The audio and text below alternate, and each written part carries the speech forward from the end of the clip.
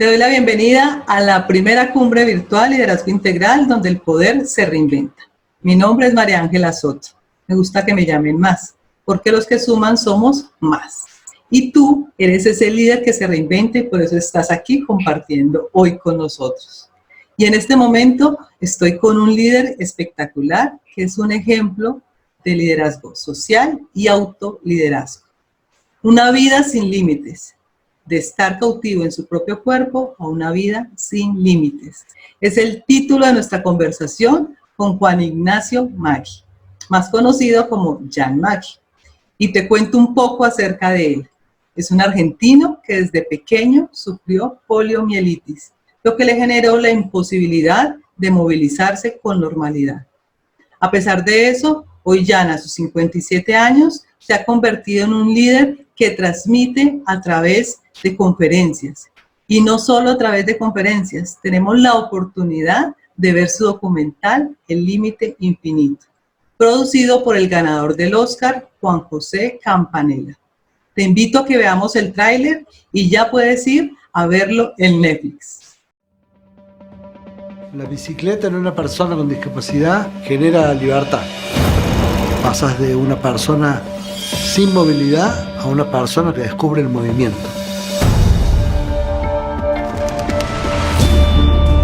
Yo me enfermé de polio en el proceso de aprender a caminar. Mi cuerpo era una rastra. Me sentí una persona vacía y me infarté. Yo sentía que me moría. Toda mi vida, obviamente, tuve el sueño de caminar. El día que me paré, me di cuenta que había estado de pie toda mi vida. Jan me dice, quiero escalar el Himalaya. Y yo le respondí, estás loco, pero bueno, te entreno. Arriba de eso no había más nada. Cuando traspasamos el límite de la fuerza de voluntad, las cosas se convierten en pasión. Todo estaba indicado que yo no soy deportista, ¿verdad? Y puedes elegir cualquier camino, pero si lo haces con pasión y esfuerzo, tenés altas posibilidades de triunfar. Es decir, si él pudo, yo puedo. En mi caso, sobre todo un niño que se siente atrapado, como me pasó a mí cuando era chica, en torno a tu cuerpo, y darle la posibilidad a una bici significa liberarlo de esas ataduras que le da su cuerpo. Un objetivo de altísima exigencia y yo tenía que estar segura de que ese corazón lastimado iba a tolerar la preparación y después el ascenso. Y arriba en la altura es todo adverso. Se te empieza a acelerar la respiración, el corazón late mucho más fuerte. El cuarto, quinto día ya estábamos arriba de 4.000 metros.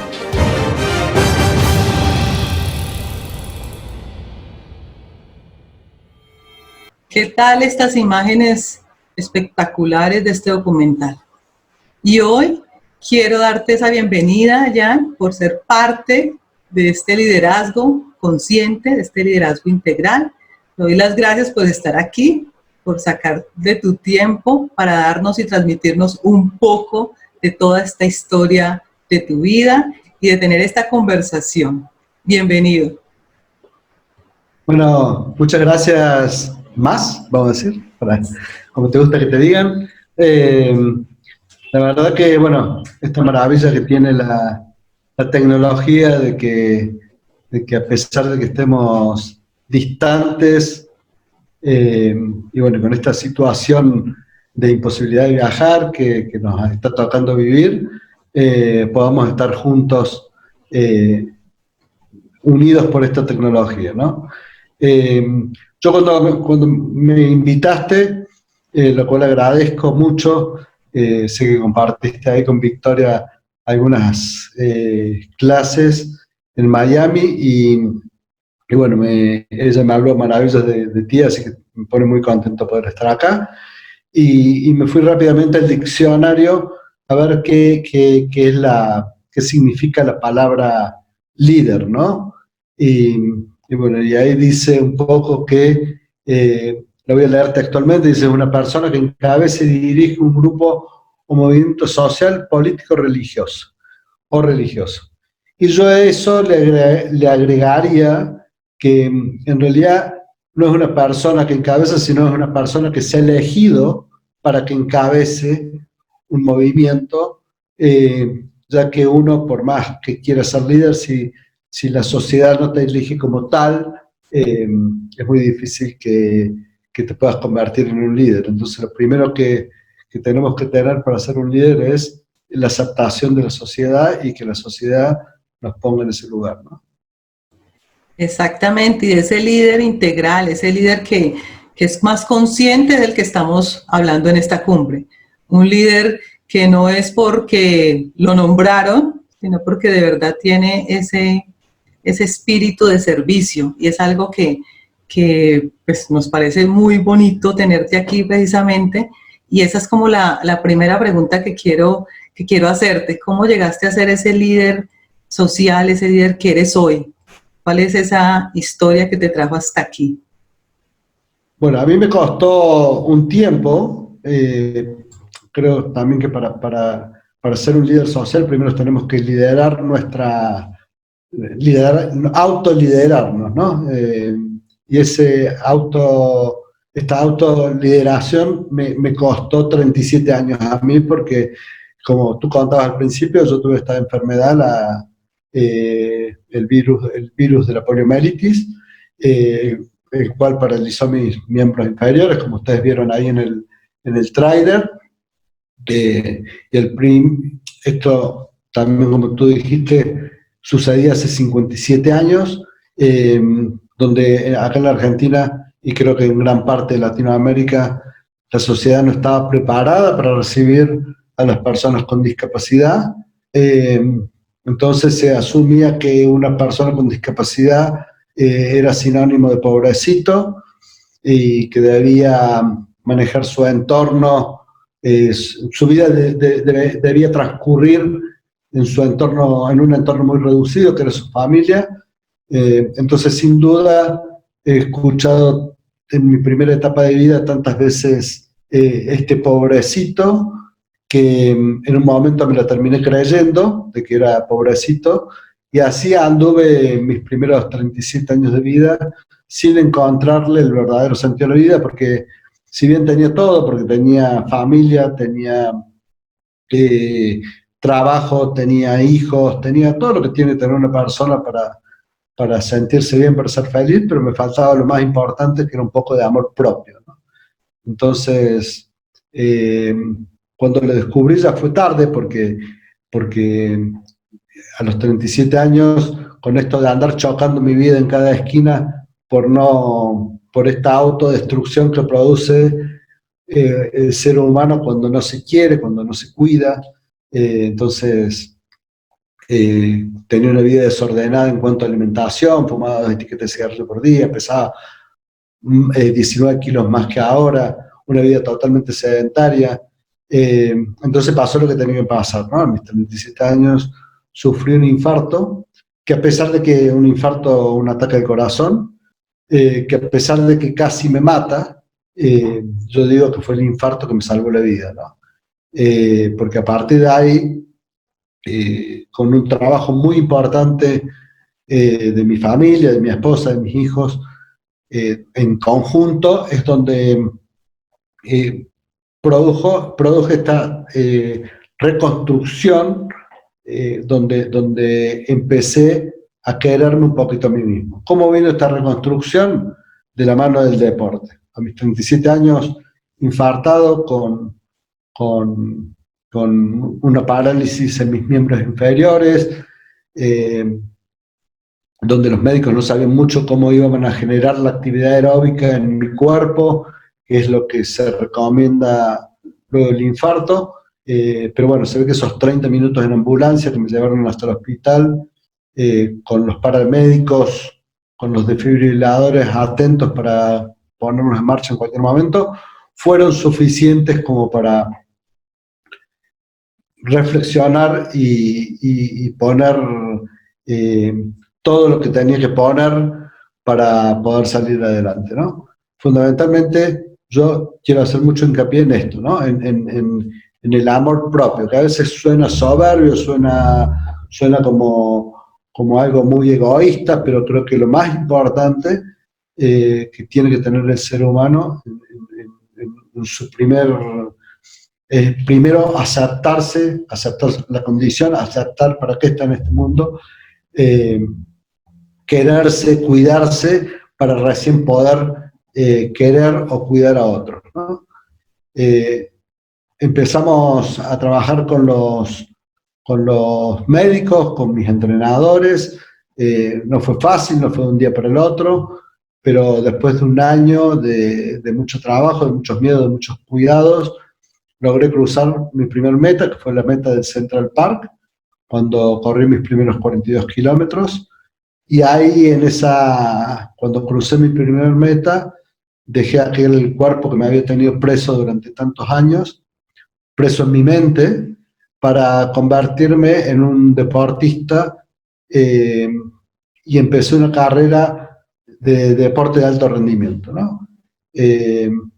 Aquella primer maratón de 42 kilómetros que parecía una locura, porque venir de un infarto, con discapacidad, empezar a hacer deporte cuando en realidad todos los deportistas... Yo empecé a hacer deporte a mis 40 años, cuando todos los deportistas ya dejan su carrera, ¿no?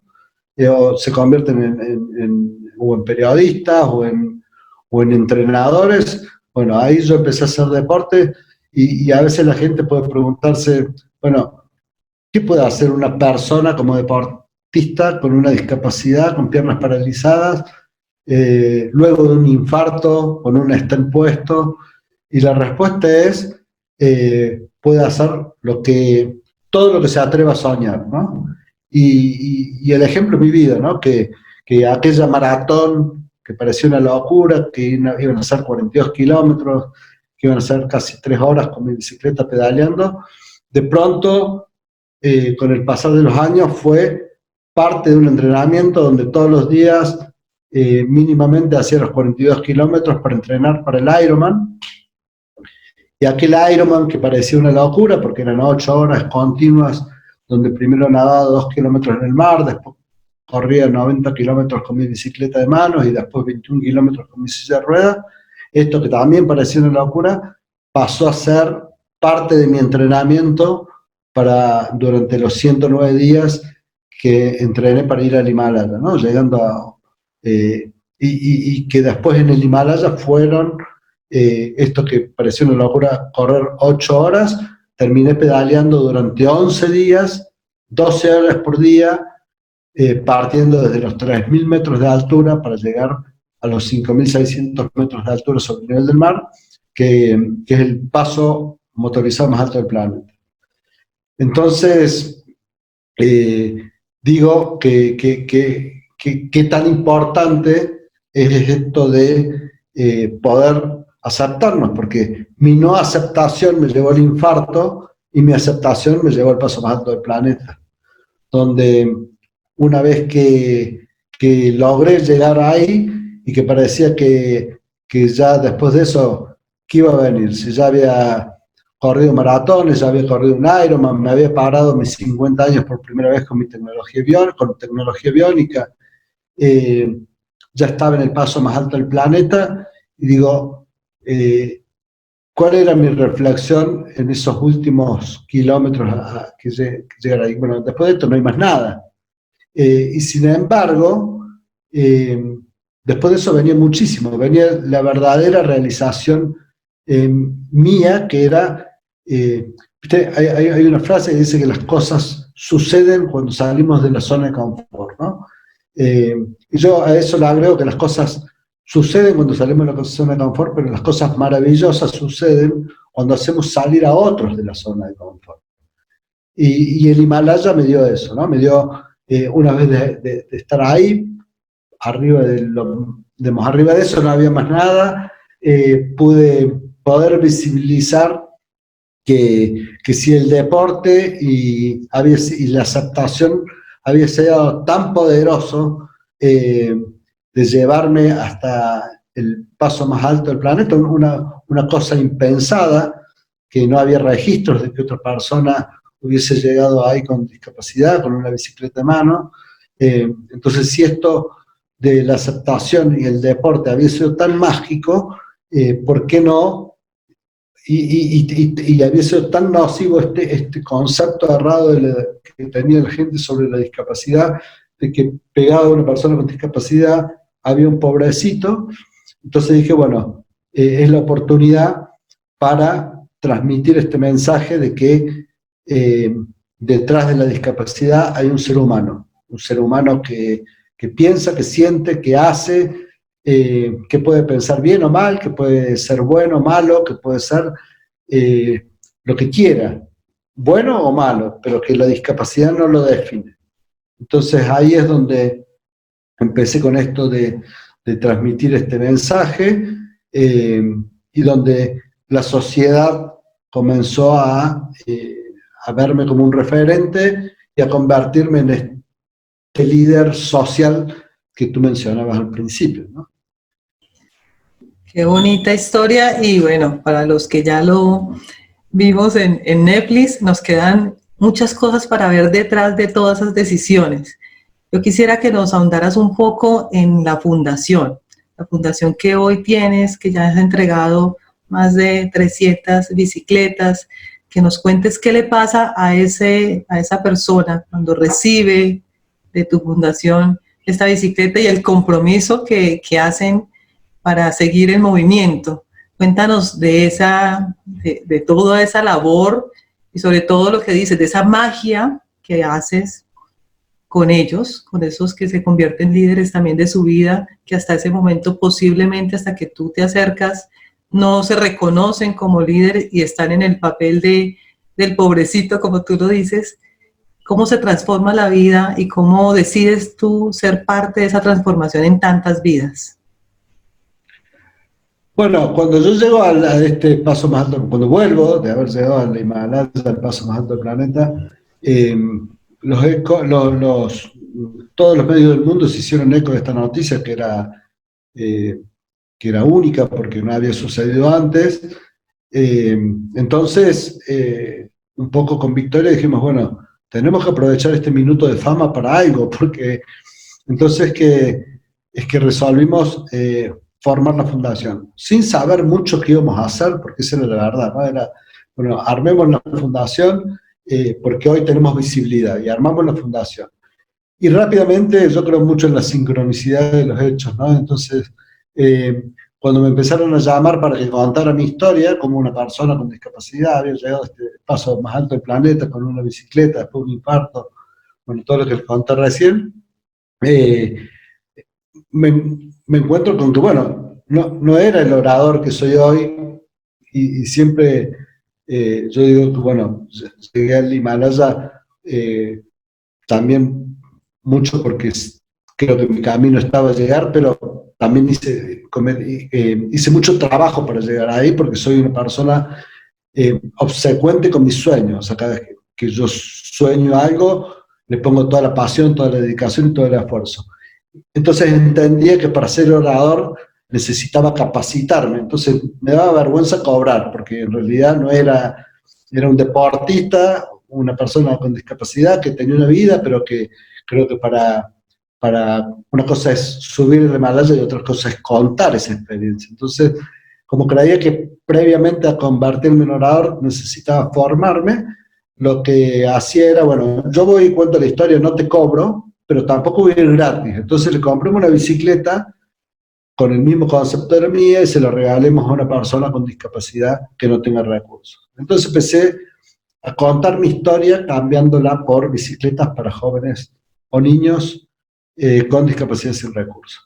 Cuando esto empezó a tener un tamaño considerable, porque mi historia gustaba y porque me llamaban de muchas empresas, entonces decidimos ampliar esto que era una cosa muy, muy familiar, de cambiar bicicletas y de un trabajo mío, de Victoria.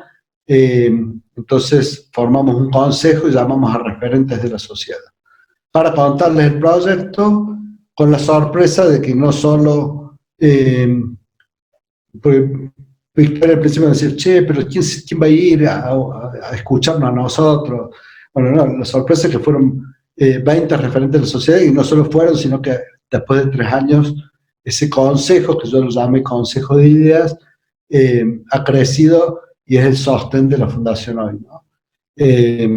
Por eso decía un poco al principio que es importante esto de generarse como autolíder, pero también es importante que la sociedad crea en esto, ¿no? En esto de que, digamos, que lo que te crees vos lo crea la sociedad también, ¿no? Que tiene que haber ahí una conexión, porque creérnosla nosotros solos no sirve de nada, ¿no? Creo que ahí es donde fallan muchos líderes políticos, ¿no? Que se la creen ellos mismos.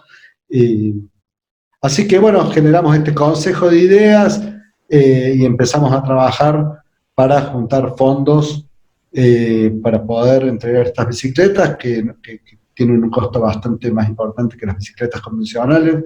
Son más o menos 4 bicicletas convencionales, hacen una bicicleta de 3 ruedas.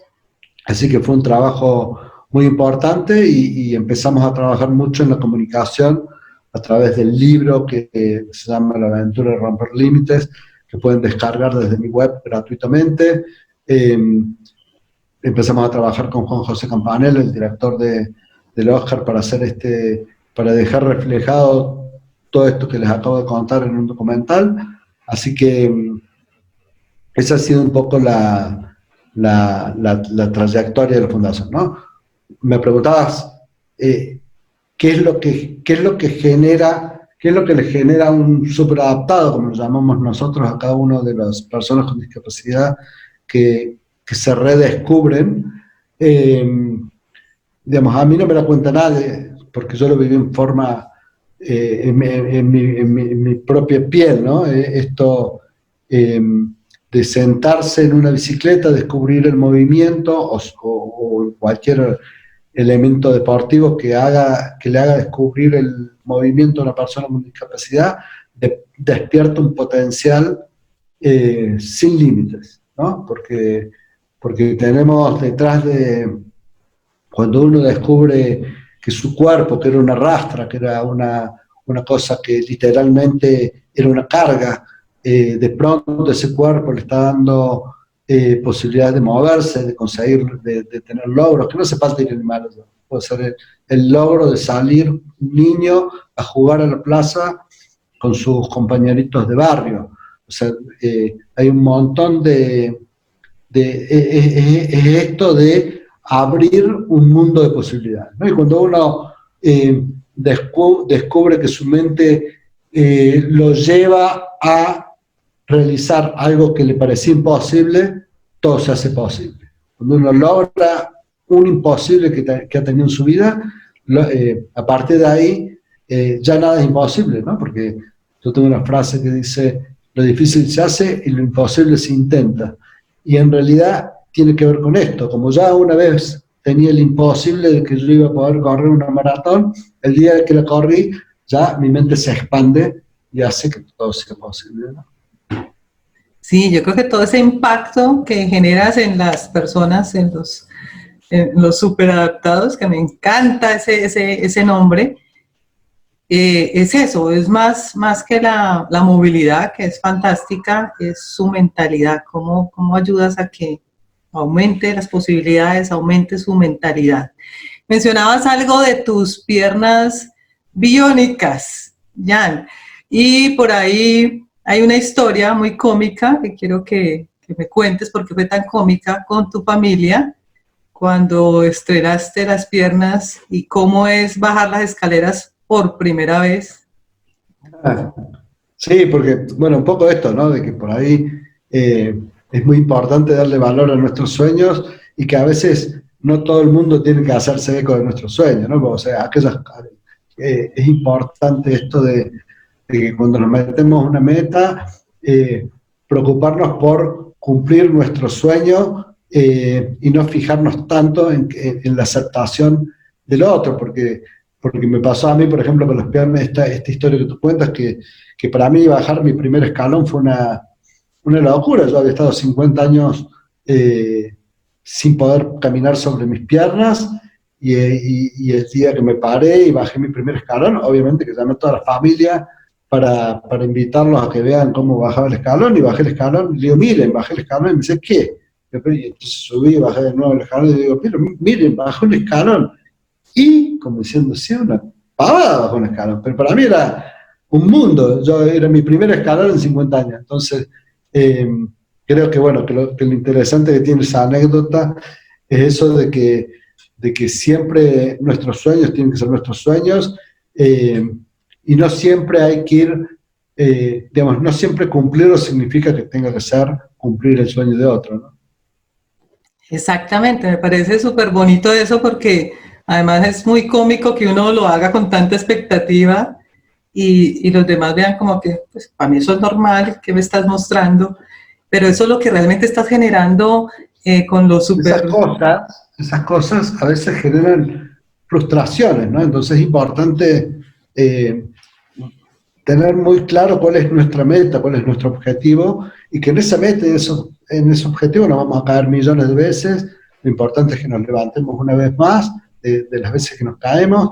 En esa meta vamos a encontrar un montón de trabas, entre esas las trabas sociales, las trabas del entorno, que no siempre va en tu camino y se te cruzan. Y entonces, por ejemplo, esto podría haber sido una frustración de decir, bueno, a ver, ¿para qué pongo tanto esfuerzo si en definitiva no es tan importante para la gente que yo me pare, que yo baje un escalón? Entonces, creo que es muy importante esto, ¿no? Poner la meta y no salirnos del camino, a pesar de que vamos a encontrar en ese camino un montón de trabas. Claro, pero parte de lo que tú decías de la aceptación, cuando ya uno se acepta lo ve como algo divertido, que los demás no lo vean, pero para otros que no han hecho ese proceso de aceptarse primero, están buscando la aceptación de los demás. Y ahí es donde es súper poderoso este mensaje, o sea, cómo te empoderas tú y involucras a los demás, claro que sí, pero ya no es ellos los que toman decisiones sobre qué te hace feliz o qué no te hace feliz, porque yo me imagino que tú no dejaste de estar feliz y de celebrar por haber bajado por primera vez tus escalones. Exactamente. Otra cosa importante que es que al principio yo he tenido, obviamente como todo, vamos aprendiendo día a día y vamos evolucionando, y al principio cuando yo contaba mi historia la contaba a partir de que me paré, a partir de mis logros deportivos. Y yo decía, no, acá hay, digamos, después con el tiempo me di cuenta que hay que contar el ejemplo, pero también hay que contar el anti-ejemplo, que era la no aceptación. Esto de andar, de fumar 2 etiquetas de cigarrillo porque te molesta tu discapacidad. O sea, todo eso es parte de... o sea, el ejemplo y el anti-ejemplo son muy importantes, ambos, para poder, para poder transmitir un mensaje. Entonces, digo, lo bueno que tiene mi vida es que tiene el ejemplo y el anti-ejemplo. Entonces, contemos los dos.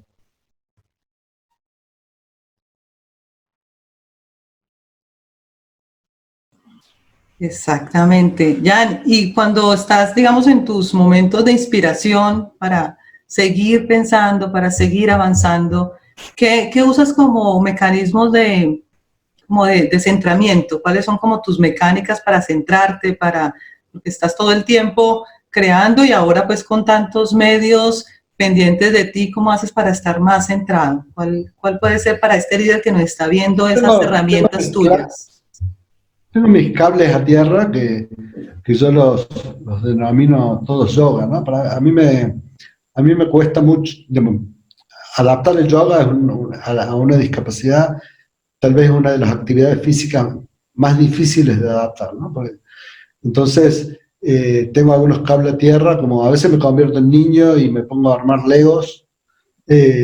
Legos, ¿sabes lo que es el Lego? Sí, ¿no? Los ladrillitos para construir casas y esas cosas. A veces tengo una pista de escala eléctrica, una pista de... Entonces siempre trato de en algún momento aislarme del mundo y meterme mucho en algo que me saque de los periodistas, de la fundación, y que despeje un poco mi mente, ¿no? Mi familia, también compartimos mucho en familia, así que creo que no tengo algo que haga periódicamente. ¿Ahí pasó algo?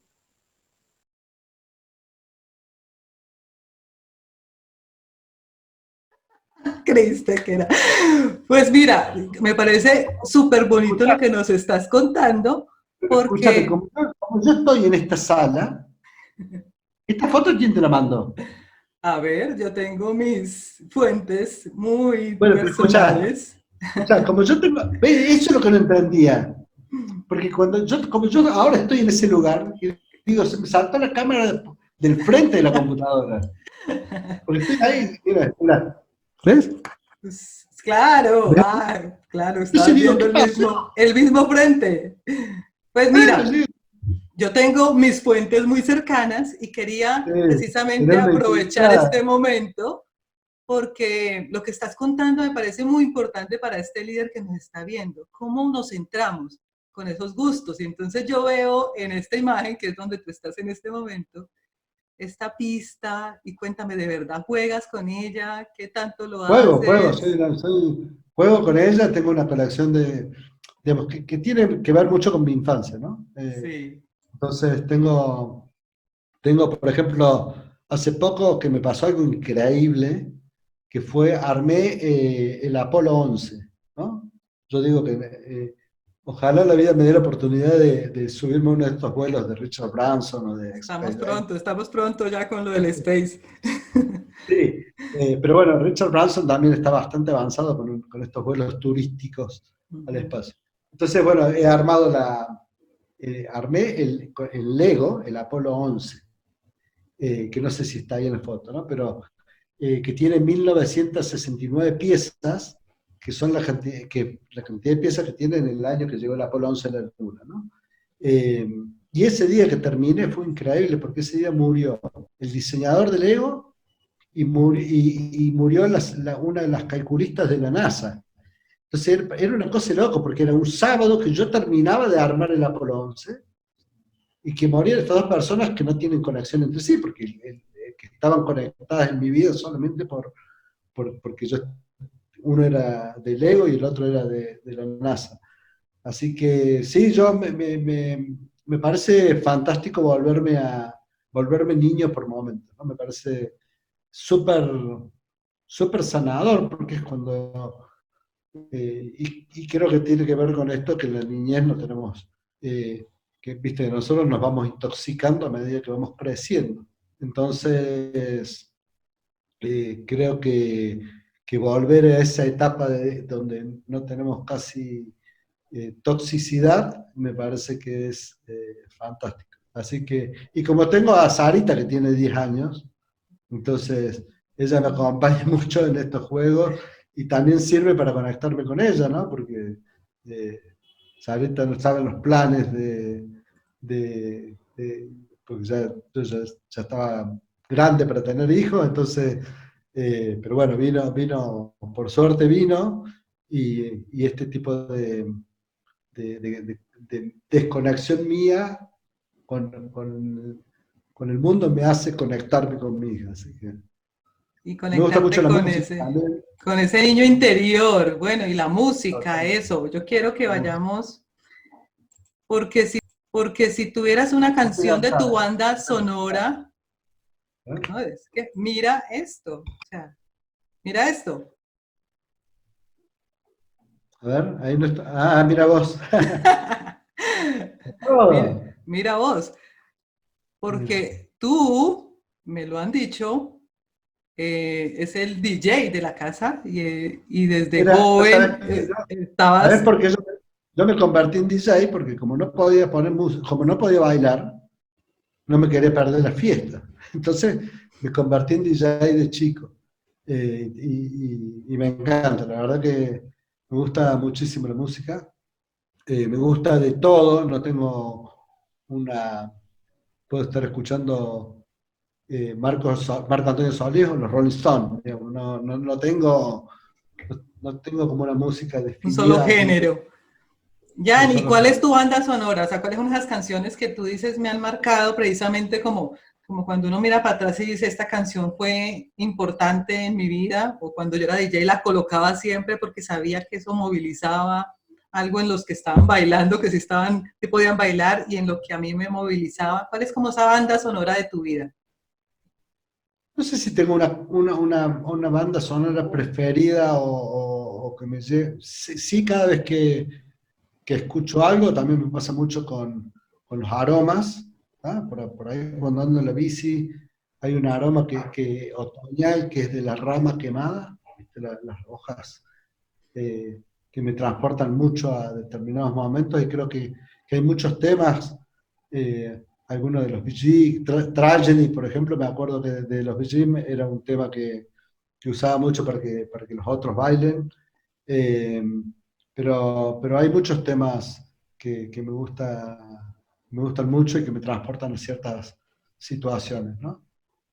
Y para el hoy que estamos, digamos, tan como con todo este caos, ¿cuál es esa canción que te conecta hoy?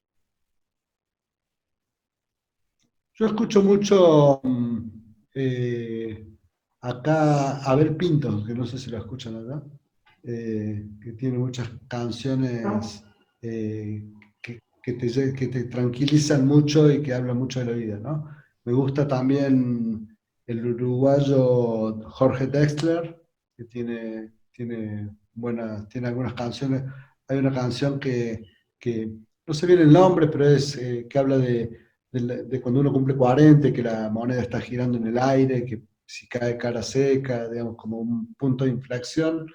Eh, hay muchas. Creo que la música es sanadora, ¿no? Creo que en estas épocas eh, que tú dices de caos, que yo creo que nos va a hacer muy bien todo esto, me parece. Eh, yo he tenido largas cuarentenas en mi vida, porque he tenido más de 20 operaciones, el infarto. En el año 1977 estuve 9 meses en cama, con las dos piernas con yeso y la mano con yeso. Eh, Cuando me operaron del pulmón estuve 35 días en terapia intensiva. Entonces, digamos, para mí esto es un placer, porque estoy en cuarentena, pero sano. Entonces, eh, tengo oportunidades de jugar al escalectre, de jugar con mis autitos. Entonces, creo y de cada de estas cuarentenas, largas cuarentenas, que las hemos tenido todos, ¿no? Porque quién no se ha encerrado algunos meses porque tenía que preparar una materia en la facultad, o quién no ha estado, o las mujeres con el embarazo, o los hombres cuando en alguna otra situación. Digamos, creo que esto, de cada cuarentena vamos a salir, de esta cuarentena vamos a salir muy fortalecidos. Sí. Entonces creo y te decía que para mí es muy importante todo el tiempo estar conectado con la música, porque la música te libera el pensamiento malo, ¿no? Ujú, total, total. Además que, bueno, con esa maestría te nos puedes dar clases a los que les cuesta quedarse un poco en casa. Y en esa misma, digamos como en esa misma temática, cuando estamos conectados con nosotros, que de alguna forma también nos ayuda a conectarnos con los demás, en el ejemplo que estás dando de tu nena, de poder, pues, de alguna forma estar con el juego. Hay otro juego que te voy a mostrar la imagen porque tengo otra imagen para mostrarte, Bueno, que me encantaría que nos contaras un poquito sobre esta imagen. el ajedrez. Mira, y si ven ahí en la particularidad del ajedrez, hay un ajedrez eh, que lo ves ahí, que está Roosevelt en silla de ruedas, que es el rey, pero en silla de ruedas. Ay, Eh, sí, no, no lo había detallado, claro. que ese ajedrez es parte, y después tengo mis amigos ahí, ¿no? Que son mis compañeros de colegio de toda la vida, y bueno, y el juego del ajedrez es un juego que me ha servido mucho, y es un juego que yo recomiendo aprender, porque al que no lo juega, porque tiene mucho de la vida, ¿no? Mucho de la táctica, mucho de poder eh, programar y no ser por ahí arrebatados en la vida, ¿no? La táctica, creo que nuestra vida, la vida de cualquier ser humano necesita ser programada, valerse de distintas de piezas de distinto valor. Creo que el ajedrez tiene mucho que ver con la vida, ¿no? Sí, total. Y con la estrategia, estamos en esta cumbre de Sí. liderazgo porque se necesita estrategia, se necesita en algún momento La vida también. necesita estrategia. Si la vida no tiene estrategia, uno la choca indefectiblemente, tarde o temprano. Exactamente. Y entonces estos amigos que están en esta foto, cuéntanos de ellos. Ellos son mis compañeros de colegio. Yo entré a un colegio doble escolaridad, que fue mi primer Himalaya, ¿no? Porque entré ahí con 10 años, era un plan modelo que estaban implementando, que uno salía de la primaria en 5º grado y se metía primer año en la secundaria y tenía 8 años de secundaria. Y la verdad que fue mi primer Himalaya, porque era un colegio de 3.000 alumnos. Yo cada vez que el pensamiento recurrente mío en el colegio era, ¿por qué mis viejos me mandaron a este colegio? Porque no era el colegio para mandar a un chico con discapacidad, pero después con los años se lo terminé agradeciendo, ¿no? Porque, como te decía recién, mi primer Himalaya fue ese, poder enfrentarme ante la mirada de 3.000 chicos que indefectiblemente te miraban porque era distinto, porque era otra época, la sociedad estaba de otra forma permisiva, esto que te hablaba era como sapo de otro pozo, ¿no? Entonces, pero bueno, creo que eso fue forjándome para el Jan que soy hoy, ¿no? Total. Jan, y precisamente toda esa historia, porque me encanta cuando dice mi primer Himalaya, y yo quiero que eso nos quede muy impregnado a los que estamos escuchándote, porque todos tenemos esos Himalayas. Y cuando nos damos cuenta de pues, lo que conversábamos ahorita, de cuando ya uno se supera, ya como que se amplía, y cuando hay otro más y se amplía, en ese momento tú tienes un muy buen humor, te burlas de mucho de tu discapacidad y para ti eso no es, Fue clave, es un ¿no? drama. El humor y el auto, esto de... Por ahí pienso las palabras porque no todas... Tenemos el mismo, tenemos español los dos, pero a veces... ¿no? Pero esto de auto reírme de mí, Uh-huh. me ha ayudado muchísimo, ¿no? Porque creo que, ¿qué le pasó a la sociedad en una época con la discapacidad? El ser humano tiene miedo a lo desconocido, indefectiblemente. Siempre tenemos miedo a entrar a un lugar que no conocemos, cuando está la luz apagada, o sea, siempre cuando no sabemos qué está pasando. Entonces, y creo que esto de no conocer qué pasa detrás de una persona con discapacidad, que por eso tiene mucho que ver el documental, abrirle la cabeza la mente a la gente con el tema de la discapacidad, de cómo se mueve una persona con discapacidad. Entonces, creo que el autohumor, el autocargarme, como decimos nosotros, hace que la persona que está al frente se relaje con respecto a la discapacidad. Entonces me ha dado muchísimos buenos resultados y muchísimos buenos resultados en mi adolescencia con las mujeres. Eso te iba a preguntar, ese de auto reírte y ese buen humor empezó desde que estabas en esa época donde dices en el colegio, donde entraba y me miraban como, bueno, todos tendemos a que vemos a alguien diferente y queremos como, sí. Creemos que quiere hacerle todo, pero entonces tú desde ahí ya tenías ese buen humor o eso lo fuiste desarrollando, ¿en qué momento te comenzaste a relajar con eso? Creo que siempre tuve ese doble sentido que me hacía divertido. Yo después cuando empecé a trabajar, por ejemplo, fui un muy buen vendedor. Y yo digo que no es casual que haya sido buen vendedor, porque si no, toda mi vida, desde muy chiquito, tuve que venderme distinto. Entonces, yo tenía que ir a una fiesta y tenía que convencer a una chica que era mucho mejor estar conmigo que bailar. y, como, y entonces, anda a saber todo lo que le mentía en el medio, ¿no? Pero digo, creo que esto del humor también fue una herramienta necesaria que fue desarrollando para poder sobrevivir a esta situación, ¿no? Mira que eso, hoy que hablamos con tantos líderes que están en esas posiciones, que creen que la seriedad o la gravedad o estar siempre en esa postura de no puedo dar confianza porque es que la risa da como para cercanía y no sé qué. Realmente se está como cambiando y estamos reinventando mucho eso. Ya los líderes son más cercanos, hacen chistes, esa vulnerabilidad la volvemos humor y cuando la volvemos humor se vuelve más poderoso, que es lo que estás diciendo, para conquistar el mundo y para conquistar negocios.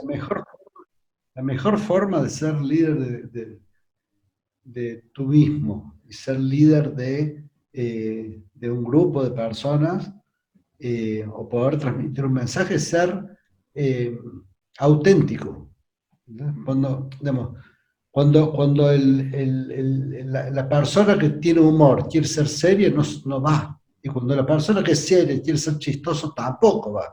Entonces creo que las dos cosas son válidas, ser serio o tener un humor, porque ambos tienen su cuota importante, digamos, pero creo que lo más importante es la autenticidad, ¿no? De acuerdo. Y ahí yo quisiera que nos contaras un poquito como esas herramientas precisamente para este líder que nos está viendo. Esas herramientas que desde tu experiencia, que puede que a este líder le funcionen o le funcionen otras porque tiene su propia autenticidad. ¿Cuáles son las que a ti te han funcionado? ¿Cuáles estrategias? Si hablamos del tema del ajedrez que puede ser esta vida, esas estrategias. Una, indudablemente, es el humor. ¿Cuáles son las otras? Creo que la autenticidad, creo que soy una persona auténtica y franca, por eso no, digamos, tengo mucha gente que me sigue, pero también tengo algunos que ni me quieren ver, porque soy una persona franca y auténtica, entonces eso es lo que me parece que está mal desde ese lugar, ¿no? Desde la autoridad de decir, no, esto está mal, sino mi opinión es que está mal, yo lo digo, no soy un reverente ante cualquiera, digamos, no le hago reverencias a todo el mundo, digamos, simplemente se las hago a quien merece la pena, eh, o vale la pena. Y otra, otra, otra de mis virtudes es no quedarme con el primer no, o sea, soy una persona muy perseverante. Eh, a mí me podés decir 10 veces que no a una cosa y si yo lo tengo dentro de mis planes, voy a ser perseverante en eso. Eh, tengo hoy, yo digo, los 37 años, mis primeros 37 años que no tuve autoestima, creo que se guardaron en una bolsa y me los pusieron todos ahora porque tengo una súper autoestima en mí. Y tratar de ver las cosas con otros ojos, ¿no? Hay un hecho que relata Carton, no sé si lo conoces, en su libro La Nueva Tierra, que habla de esto de la silla de Van Gogh, ¿no? Nadie hubiese pagado por esa silla, todo el mundo miraba esa silla de mimbre, nadie hubiese pagado más de algunos pesos por esa silla, y Van Gogh la convirtió esa silla en uno de los cuadros más caros de la humanidad, que debe costar miles y millones de dólares, porque hoy el cuadro de la silla de Van Gogh está invaluado. Y es eso de poder ver, bueno, o veo la silla, o veo esa silla de convertirla en algo. Entonces creo que es muy importante tratar de las cosas que vemos, ver cuál es su verdadera esencia, ¿no? Exacto. No, muchas gracias por esas herramientas porque creo Y que hay otra herramienta que es muy importante, que es mi familia, ¿no? El soporte de mi familia, ¿no? El sostén de mi familia eh, creo que hay una heroína muy importante dentro de esta historia, que es Victoria. A mí a veces me dicen, que bien, que tu mujer, que detrás de un hombre, detrás de un gran hombre hay una gran mujer, yo digo, no, detrás no, al lado mío está. O sea, pues esa es, la verdad que ha sido muy importante. Yo recuerdo el día que me infarté y que salí de la terapia intensiva, perdón, del quirófano para ir a la terapia intensiva en la camilla. Y nos miramos con Victoria y no hizo falta más que eso, mirarnos que sabía, entendí perfectamente todo el cambio que yo tenía que hacer, y el cual estuvo ella dispuesta, ¿no? Porque yo digo, mi mamá fue mi mamá, mis hermanos, mi papá, fueron muy importantes en mi vida, ¿no? Pero ellos no tenían alternativas, yo era el hijo, era el hermano. En cambio, Victoria sí tuvo alternativas, salí corriendo millones de veces y no lo hizo todo lo mío. Así que, bueno, y hoy estamos en este camino. Sí, eso me parece súper importante porque en este líder integral lo que estamos también quitando de mito es que el líder, sobre todo en las empresas, es muy la parte profesional alejada de la parte familiar. Un líder social como tú es un liderazgo que es compacto, es un equipo de trabajo finalmente, y ese equipo es la Vicky contigo, con tus hijos. ¿Cómo es esa dinámica del día a día para hacer ese equipo que está no solamente al servicio de ustedes como familia, sino al servicio de la fundación y de todos los que se ven impactados por la labor? Bueno, digamos, la fundación estamos comprometidos todos. Digamos, nuestro vínculo más fuerte familiar en lo laboral es la fundación, porque los otros son negocios, ¿no? Pero por lo que nosotros trabajamos es por tratar de cambiarle la vida a otros. Lo otro, los negocios pueden ser buenos o malos, son necesarios, pero no es por los que más unidos nos mantienen, ¿no? Y son los encargados un poco de bajarme a la tierra, ¿no? Porque te imaginarás que alguien que de pronto a los 50 años salió a comprar piernas, o que de pronto a los 56, 54 años, 55 años, decidió irse al Himalaya con una bicicleta de mano. Tenemos una persona que a veces sueña de más, entonces creo que por ahí esto de bajarme un poco a la tierra tiene mucho que ver mi familia, ¿no? Y fundamentalmente que no me la crea, ¿no? Porque creo que el mayor, lo más importante que tiene que tener un líder es no creérsela. De acuerdo. Mira, yo quería que esta conversación fuera un homenaje a ti y a tu familia, porque hoy están en Netflix y eso ya es, digamos, como palabras mayores, como decimos. Y me gustaría que nos contaras eso, cómo se siente que toda esa historia de vida, que en ningún momento me imagino que tú, cuando estabas conquistando a la Vicky, pensaste en, tranquila que un día la voy a hacer famosa en Netflix, vamos a ser famosos. No, eso no era parte como del plan, o sea, sí los sueños grandes, pero no el plan no era como el plan así detallado, pero hoy está pasando y los podemos ver en todo el mundo por una plataforma que es muy grande. Y qué orgullo, en mi caso, poderte entrevistar, pero también qué orgullo el tuyo. ¿Qué ha pasado al interior de la familia, al interior de tus amigos, todo esto, toda esta fama que llega? Yo no lo puedo creer. O sea, yo no puedo creer que 58 millones de usuarios tengan disponible un documental mío, que esté de la mano de un ganador de un Oscar, que esté en la plata, digamos, en la mayor plataforma, que haya músicos como Diego Torres. Bueno, vos me decías ahí qué música me representa. Color Esperanza, de Diego Torres. Esa música es la que, ese tema, lo que pasa, bueno, cuando me hablaba de música no me switché a Diego, porque Diego es amigo mío. Entonces, pero bueno, que Ismael, Diego Torres, Ismael Cala, que bueno, Roberto, que es de la NBA, digamos, un montón de personajes, Gustavo Sarvino, que es sobreviviente de los Andes, de los rugby que cayeron en los Andes, digamos, que haya tanta tanto soporte sobre mi historia, hace que indudablemente no me haga dueño de la historia. O sea, creo que mi historia, creo que me ha tocado a mí la mejor parte, de ser la parte visible, de que la historia tenga un nombre y un apellido que es igual al mío, pero indudablemente la sociedad necesitaba una historia como la mía para cambiarle el nombre a la discapacidad. Entonces, a mí me toca esto, ¿no? La mejor parte de poder salir en las tapas de los diarios, de las revistas, de estar sentado por ejemplo, ahora hace poco estuve almorzando con Mirta Legrand, que es la mesa más codiciada de muchos, entonces digo, todo eso es indudablemente que no es solamente lo mío, sino que la sociedad está buscando por ahí cambiar este concepto de la discapacidad, ¿no? De acuerdo, y recuerdo el Instagram cuando hiciste el trino sobre eso, sobre esa mesa, porque ahí el ego hay que de alguna forma salirse y verlo desde afuera.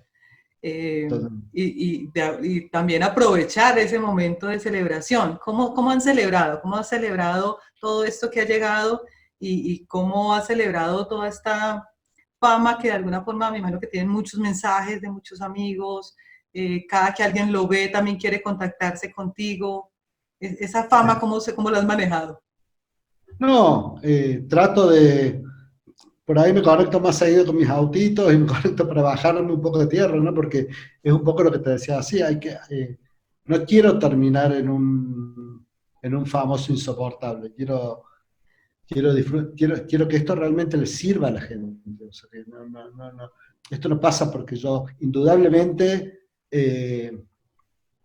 mi orgullo, mi ego está por las nubes, pero creo que esto realmente le va a cambiar la visión a la discapacidad de todo aquel que ve ese documental. Creo que los que nos están viendo hoy, ya con solo ver el tráiler, si pensaban en una cosa en la discapacidad, hoy piensan otra. Y han visto 2 minutos. Entonces les aseguro que este documental, El Límite Infinito, les va a cambiar la visión de lo que es una persona con discapacidad. Entonces creo que eso es lo importante, porque digamos, mi ego, mi orgullo se va a pasar en unos días, ¿no? Es como dicen, estamos viviendo una luna de miel, pero efectivamente las lunas de miel se terminan, es como el matrimonio, ¿viste? Al principio te casas con todos los sueños, ¿no? Y a medida que van pasando vas encontrándole los defectos, o cuando los hijos pasan a la adolescencia, es cuando los hijos se convierten en adolescentes cuando empiezan a descubrirle los errores a los padres, que hasta ese momento eran como algo, eran la perfección en sí mismo. Entonces, creo que lo bueno de esto es que creo que le va a cambiar la visión a muchas personas sobre la discapacidad y eso le va a hacer mejor la vida a las personas con discapacidad. Y cuando hablamos de liderazgo, hablamos mucho de eso, de un legado, de dejar ese legado y ese servicio, y creo pues que ya tú tienes tanto lo del libro como el documental y muchas de las cosas que vienen, pues que ya son parte de ese legado. Y ahí quería como que entráramos a eso, cómo ver el futuro cuando uno está en un momento donde se han alcanzado cosas que ni siquiera se soñaron, y tú que eres el soñador así gigante, y los sueños han superado, digamos, lo insoñable. ¿Qué sigue para que esos límites sigan siendo infinitos en la vida de Jan-Maggie y de su familia? Bueno, a mí por ahí me dicen, che, fuiste al Himalaya, te paraste a los 50 años con tecnología biónica, estás en Netflix, con un director, ya no te queda nada. Y yo digo, ojalá que sí, porque si eso fue lo más importante, mi vida se acabó a los 57 años. Entonces yo digo, saldrán un montón de cosas, tampoco mi vida, mis sueños están muy programados. Yo desde que resolví ir al Himalaya hasta que pasaron 109 días. O sea, no fue un sueño de 5 o 10 años que después pude concretar. Entonces, creo que vendrán un montón de desafíos desde lo físico, desde lo familiar, desde un montón de lugares. Hoy te digo que estoy muy abocado a que este documental lo vea la mayor cantidad de gente posible en el planeta, para considerarme como un antes y un después de la discapacidad, ¿no? Porque creo que yo sé todo lo que sufrí y yo sé todo lo que sufre una persona con discapacidad, pero no por la discapacidad, sino por la visión de la sociedad con la discapacidad. Entonces creo que es importantísimo poder dar esa vuelta de página. Entonces voy a trabajar para eso incansablemente, ¿no? Jan, muchísimas gracias. Yo estoy fascinada, me podría quedar aquí conversando contigo todo el día y yo sé que el líder que nos está viendo también, pero yo creo que te hemos sacado mucho, todo ese amor y todo ese corazón y te agradezco muchísimo por abrirlo aquí con nosotros en esta primera cumbre virtual. Te agradezco de corazón y quisiera, si tienes, porque tienes además muchas frases célebres ya, tienes muchas frases, no sé si tú las, no sé si te iluminan y te llegan y las apuntas o cómo es ese proceso, que nos dejaras algo de esa sabiduría que ya hoy tenemos a la mano por medio de todas las redes, invitarte a que seas parte de todo esto que sigue creciendo en la reinvención del liderazgo y que siga siendo este ejemplo y esta inspiración para todos nosotros. Yo utilizo una frase en la personal que es: lo difícil se hace y lo imposible se intenta. Y una frase en la parte social que es que las cosas mágicas suceden cuando uno sale de la zona de confort, y las cosas maravillosas cuando ayudamos a otros a salir de la zona de confort. Creo que en lo personal y en lo social son las dos frases que marcan mi vida. Muchísimas gracias, creo que esas frases son muy poderosas y si todo lo que hemos conversado a ti como líder te sirve para ver este reflejo de lo que puedes llegar a ser, hemos cumplido nuestra labor con esta conversación de esta cumbre. Que una invitación a que... haber participado. Ay, muchas gracias, Estoy Jan. orgulloso de estar al lado bueno, de todos los otros participantes que son todos, que han puesto la vara muy alta. Sí, es una cumbre donde estamos reinventando ese liderazgo que era, yo tengo la autoridad, ahora cómo nos integramos y servimos, porque un buen líder es el que sirve. Y por eso nos parece muy importante tenerlos a ustedes. Así que si ya viste el documental, vas a estar feliz de escucharnos en esta conversación. Si no lo has visto, ve a verlo. Está en Netflix y te vamos a dejar también aquí abajo del video el link para que puedas ir a la página de Jan y descargar el libro. Y bueno, están también todos los links para tus redes. ¿Quieres algo más para terminar? No, yo tarde o temprano siempre contesto todo, así que cualquiera que se quiera comunicar conmigo va a recibir mi respuesta. Los espero en las redes. Te agradezco mucho esta participación y ojalá la próxima sea con alguna comida de por medio en Argentina o en Colombia o en algún lugar del planeta. En algún lugar del planeta. Muchas gracias. Sí, con un buen vino, que aquí le decimos tinto al café, pero en Argentina el mejor vino. Y bueno, y con la Vicky podernos abrazar porque ya estamos también todos buscando los abracitos. Besos. Mientras tanto, trabajando codo a codo. Exactamente. Un abracito, Jan, un abracito para la Vicky y para toda la familia. Chao, gracias. Hasta la próxima.